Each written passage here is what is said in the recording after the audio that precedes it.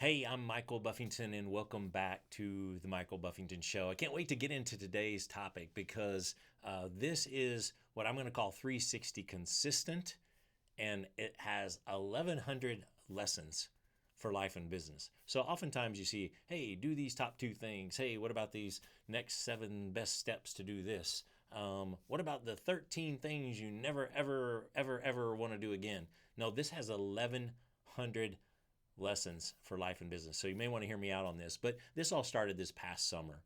And Paige and I have always worked out for actually, when we were dating, we would meet each other at the gym in the evening after I'd finished in the practice, and she would finish at work, and we'd meet there and work out. So fortunately, with health and fitness and those things being important to me and also important to her as a dancer and things earlier in her life, it was just part of our life, and we've always done it. That being said, fast forward all these years and we get to this point, we continue to work out a ton. We have a great gym at home I'm super grateful for. So we have the ability to go do those things and sauna and steam and do all the stuff we want to do right in the comforts of our own home. And I know not everybody has that. So it takes a different level of commitment to get to the gym and get home from the gym. But this is not about a gym.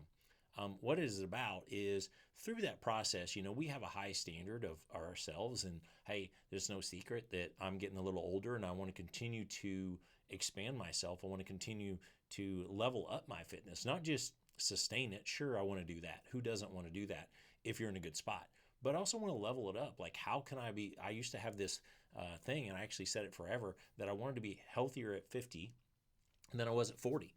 And I believe I achieved that. Now I'm like, all right, at 60, I want to be better than 40. Now, at some point, I realize I'm not going to be 80 and say, 80, I want to be better than 40 in some senses of it.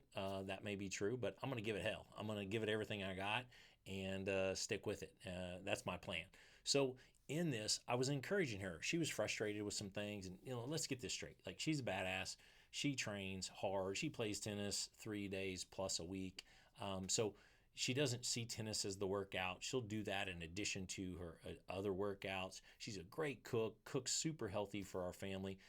Not perfect, but very, very healthy. She can take any traditional recipe and turn it into something where the macros are totally better. But we got to this point, and I said, babe, how about you just enlist help? I'm a believer, as a coach, I'm a believer in coaches. I have spent literally hundreds of thousands of dollars on coaches over the years for various things. I always believe, like, how can I accelerate my learning? How can I get to the next level faster? And one of the ways is to hire people that have done it before you, done it better than you, and can show it, to you and how to do it. So that's what we did. And it's through a good friend. He made a referral. We got on a call and spent more money than we ever considered spending on a coach around fitness. And in doing that, the whole guys for me was like, why don't you get a coach? You do it, I'll just follow along. That's that was my approach. Well, lo and behold, I ended up doing it with her, and we always have that. And I think that's a blessing in and of itself to be able to have a spouse that will do that with you on many fronts. But as we dive into this, okay, the coach initially is like, all right, we're going to do this. And so we started off, and I don't mind telling you that, we started off doing 10,000 steps a day. That's roughly 5 miles. So 10,000 steps a day. That's not the workout. Okay. Then there's a workout on top of that. And so pretty soon, I'm thinking about the time. Number one, my morning routine. I'm very specific about my morning routine. And if I'm going to get these steps in, well, okay, that was 5 miles I didn't always put in. I always trained and always did a workout, but I didn't put this 5 miles in addition to that. So I had to modify that. I mean, just the shoes. I can tell you, after you walk and go a long ways, you need shoes quicker, and you better have good shoes when you start that. Clothes. Well, started off when we started doing this in June, it's no problem. It's actually, our neighbors are looking at us crazy. We had to do it in the morning. It's still 85, 90 degrees walking out of the door in the dark in the morning. If you're doing it midday, it's going to be 100 and something. So that doesn't always work out. Yes, walking out in the morning in the dark, like up before the sun rises and out there on the street in this case, or if you were on a treadmill, it didn't matter where you did it, but getting those steps in. We would always take the dog with us we have the most exercised dog in the neighborhood. She got literally a couple miles a day. And I can tell you, the day that I'm recording this podcast, which is months from then, that dog has already done 3 miles today. I happen to know that myself because I took her for 2 of them, and Paige took her for the other one. So it's impacting morning routine, but it was a commitment to a new thing. And not just a new thing to do, but a commitment to something that we wanted, something that she wanted. And I like it because here is something a great friend of mine says over and over, and I think he is so right in this. He said, "You get what you want." Now, I coach a lot and talk with a lot of people in the coaching world in various industries, and it's always about, what do you want? Right? Sounds simple. Sounds like such an easy question. What do you want? A lot of people can, well, really, they can tell you more about what they don't want, not what they really want. But even if they can tell you with specificity what they want, um, his statement was, and he was even talking about himself when he said this one time on one of my training calls, and he said, "I got what I wanted." Now, it wasn't what he said he wanted, but what he was getting to is that the fact is, what he had is truly what he wanted. You follow me on that? Does that make sense? Like, you get what you're, so the way I would describe it, just if you can't figure that part out, it's like, all right, you get what you're willing to do. That's how you get what you want, is, are you willing to do what it takes to get what you want? There's that little caveat in there. So he would say that. I thought it was great. And it was one of the reasons that I, as I mentioned earlier, have spent so much money and time and travel and everything with coaches, because I was willing to put in whatever it was to get what I wanted. Now, have I chose out on things? I'm sure I have along the way. Can't think of them right now, but I'm sure I have. And I'm sure you probably have too. But I hope that many of you listening have the approach that you're willing to do the things necessary to get what you want. Because in this time frame that we have been doing this, there have been so many lessons. And part of this, when I talk about 1,100 lessons, there's literally been 1,100 lessons, because at the time that I'm shooting this, just over six, actually, let me look at the calendar. I'm going to look down on my computer right now at the calendar. This is crazy. Tomorrow will actually be that'll be 7 months complete. Yeah, because it was June 26th. Today's January 25th is when I'm recording this. January 25th of 2024. You'll probably hear this in a couple months, because I'm always ahead. But the crazy part is, in that period of time, walked over 1,100 miles. 1,100. And there have been so many lessons along 1,100. Now, what's crazy is, with that, I happen to know today there have been 228 workouts also completed in addition to this. But it's not about that. What it is about is, here's what I recognize. Number one, 0 days missed. 0. Not one day since June 26th that I not walked 10,000 steps or missed a workout that was programmed for me. And I'm proud of that. And any of you out there that do that, you should be proud of that too. And if you missed a day, you missed a day. It's always about whether you get back on the horse. But the biggest thing was, in those 1,100 miles, guess what I've done? I've had a lot of discussions with my wife, a lot of communication. We don't always walk together, but sometimes we do. We have a set way that we do it. So we have limited time together, and then usually we break up and separate and go about getting prepped for our day and whatever that looks like. And in that, some of the times, guess what? I'm listening to a podcast just like this. And I hope some of you, when you're walking or exercising, you get an opportunity to take in this show and it can serve you. But I'm not just consuming those podcasts. I'm listening, going, how can I apply this to my life? And I've left Voxers, if you're not familiar with the Voxer. So through that app, I'm leaving messages. I'm receiving messages. I'm doing some coaching. I'm on a live call with somebody that I need to talk to, want to talk to, or should talk to, because I just should. Like, I'm handling all those things. Sometimes, guess what? Totally silent. No music, no podcast, nobody talking. Actually, plenty of people talking. This side's talking, that side's talking, that guy back there is talking, my roommate's talking. And when I'm talking about a roommate, I'm talking about this one up here. Like, everybody's talking. Sometimes they're arguing.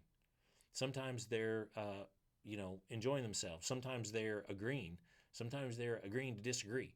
Yes, walking in solitude and silence sometimes, as much as I can ever get, is going on. And there's so much value in that. So there were so many lessons across the 1,100 miles of what does it take to just do things day after day after day after day. Because what comes to my mind too is about mastery. Many people talk about that, and you've probably read books on it or heard of 10,000 hours. If you haven't, Google it. 10,000 hours is what many authorities would say leads to mastery. Anytime you've done something. So when you've been in practice and you've been in practice 10,000 hours or you've adjusted 10,000 people, guess what? You have a level of mastery. You've done certain things around business 10,000 times, a level of mastery. You've done certain things at the gym 10,000 times, a level of mastery. Now, there is always that level available, but most people don't put in those hours to actually get there. They want the mastery, but they won't give up the 10,000 hours. So it's just a reminder that ultimately, if you keep moving, if you keep making progress, you cover an amazing amount of distance. And that was one of the biggest pieces for me. Like 1,100 miles, I even checked the math. I was like, I didn't think about it. I didn't really think about how that adds up. But yet at the same time, I can tell the cumulative effects on my body in a positive way. I can tell the cumulative effects on my mind in a positive way. So it took me to this. And, I'm like, well, what do I call this? What do I even call this show? Man, for me, it's 360 consistent. And it's one of the things I've been saying lately. And I know 75 Hard has really done a lot of great things for a lot of people because they commit to that program and they zero in and they go through those pieces. I love what Andy Frisella puts out and does most of the time. He resonates with me. And so it was a great program, great marketing, all genius around it, and people got amazing results. I'm like, 75? Like, really? 75? Do 360. I give myself 5 days off. Right now I'm on pace to have 2 days off. But who cares? The point is, what I care is like, what if you approach things in your life that really matter to you, that took you in the direction of the things that you say you want, and you are willing to do them? What if you had an approach that you're going to do them every day? I like Grant Cardone. A quote just comes to my mind right now. Grant Cardone saying, if something is worth doing at all, isn't it worth doing daily? And I think there's some truth in that too. So even with 5 days off, what would 360 days consistent do versus 75 hard and then blowing it or blowing it off so you could do 75 hard again? Like what is the point in that? So that was also one of my lessons, and I've told many of the people that I work with, I'm like, hey, let's just bite off something a little bit smaller, even if it has to be, not saying it has to be, and then do that over and over. And how about 360? What if you do that for 5 years? What's that, 1,800? Pretty soon, guess what? You're not only at the hours of mastery, you're at the days of mastery. You do something, think about that, 10,000 days. What would your life look like if you could stick with something for 10,000 days? That's a lot. And that's a lot of a lifetime. I get it. But if it's that important, then it's got to be worth it. So each and every time that I'm here with you, what I'm going to ask you to do is like, pick something you're going to do. Like, pick something and think about it. Can you commit to doing something for the next 360 days? Even something small. And whatever's pinging you right now, I'm going to challenge you to write it down, put it in your calendar, keep it in front of you, put it on a sticky note in the mirror and say, you know what? I'm going to do this thing. It could take you 1 minute or it could take you 60 minutes a day. I don't know. I don't care about that part. But can you commit to doing it every day for the next 360? And if you do, I'd love for you to send it to me, what you're going to do. I'll hold you accountable. I'll put it in a file. I'll remember. I'll reach out to you.